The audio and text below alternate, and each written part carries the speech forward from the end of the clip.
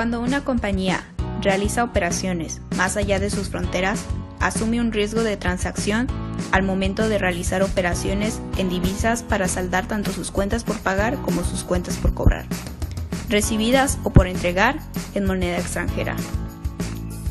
Somos el equipo conformado por Isabel Aguirre, Marco Aguirre, Patricia Aja, Marina Hernández, Peggy Lezama, Mercedes Vallejos y una servidora, Diana Rojas, estudiantes de la licenciatura de Economía cursando el 7º semestre en la Universidad Cristóbal Colón. A continuación les presentaremos nuestro proyecto final denominado Análisis a la exposición del riesgo cambiario de la empresa Alfa, considerando lo aprendido en la materia de finanzas internacionales, impartida por el Dr. Carlos Herrera Blanca. La empresa Alfa, SABDCB, con sede en el municipio de San Pedro, en la zona metropolitana de Monterrey, México, es un grupo diversificado de negocios principalmente industriales, que abarca la producción de petroquímicos, componentes automotrices de aluminio y alimentos refrigerados. Es la 6ª compañía más grande de México por sus ventas de acuerdo a la revista Expansión 2013. La empresa Alfa está expuesta al riesgo cambiario, ya que exporta un 75%, lo que quiere decir que sus ventas están denominadas en dólares americanos y sus costos están en pesos mexicanos. Para el ingreso de los dólares americanos provenientes de sus exportaciones, la compañía debe canalizar estos a través del mercado cambiario mexicano. Con la gestión de mitigar el riesgo cambiario, la empresa busca aprovechar las fluctuaciones de los precios relativos de las diferentes monedas para incrementar sus flujos de tesorería, asegurándose simultáneamente que su exposición a dicho riesgo sea mínima. Panorama económico 2018. Encuestas de Banjico expertos pronostican un tipo de cambio a 18.50 para el 2018. Tenemos factores como los cambios dados por renegociación del Telecán. Las elecciones presidenciales de México podrían afectar, provocando incertidumbres por el candidato electo. La producción de petroquímicos de Alfa puede mejorarse gracias a los nuevos yacimientos encontrados en México. Nuestras entrevistas a expertos dieron como resultado, por Roberto Orozco, un pronóstico de 18.25 pesos por dólar en caso de una renegociación buena del Telecán. Por Diego Aviña, considera que la inestabilidad económica interna e incertidumbre internacional provocarán que el tipo de cambio aumente. Por Leonardo Amador, da un pronóstico de 18.90 a 19.50 pesos por dólar. Análisis técnico. En él se toma en cuenta un periodo de 1992 al 2017. Este mismo periodo se divide en dos. El primero abarca de 1994 al 2003, en el cual se observan dos movimientos, el primero con una tendencia alcista de 1994 a 1998 y el segundo con una tendencia bajista de 1998 al 2001. El segundo periodo comienza en el 2003 al 2017. En este se observan más tendencias alcistas y bajistas a lo largo del mismo.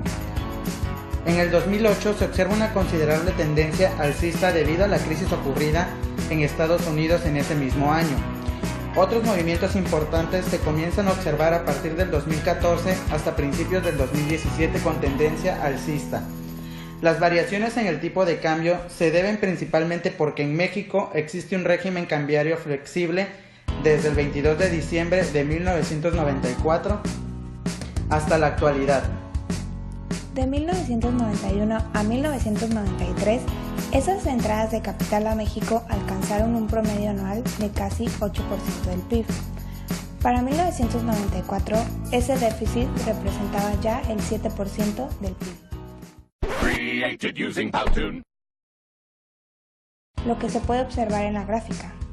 Posteriormente comenzó a aumentar el tipo de cambio. Los cambios no eran muy significativos, la mayoría fluctuaba entre 2 y 3%, pero para 2008, con la crisis, se ve un alza en el tipo de cambio muy importante. En el segundo semestre del 2008 se desencadenó la más grande crisis financiera y económica desde la Gran Depresión, a medida que el mercado hipotecario de Estados Unidos fue colapsando.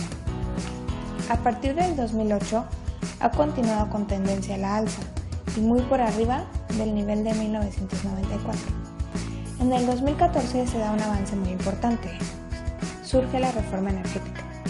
Los principales objetivos de esta son bajar las tarifas eléctricas, bajar el precio del gas y bajar el precio de los alimentos, así como lograr tasas de restitución de reservas probadas de petróleo y gas, aumentar la producción de petróleo de 2.5 millones de barriles a 3 millones de barriles en 2018, generar cerca de un punto porcentual más del crecimiento económico en 2018 y aproximadamente 2 puntos porcentuales más para 2025. Crear casi 500,000 de empleos adicionales en este sexenio y 2 millones de empleos para el 2025. Análisis fundamental. Alfa, a lo largo de los años, ha tenido diferentes comportamientos dentro de la economía con tipo de cambio fijo y tipo de cambio flexible. Lo que nos interesa para este análisis es saber cómo la política monetaria y la política fiscal ha afectado a la empresa y qué repercusiones podría haber en el futuro. Durante la crisis económica conocida como el efecto tequila, tanto el gobierno como el Banco Central aplicaron políticas restrictivas, con la intención de frenar el creciente déficit que se generó en la cuenta corriente. Se buscó la reducción del gasto público y el aumento a los impuestos.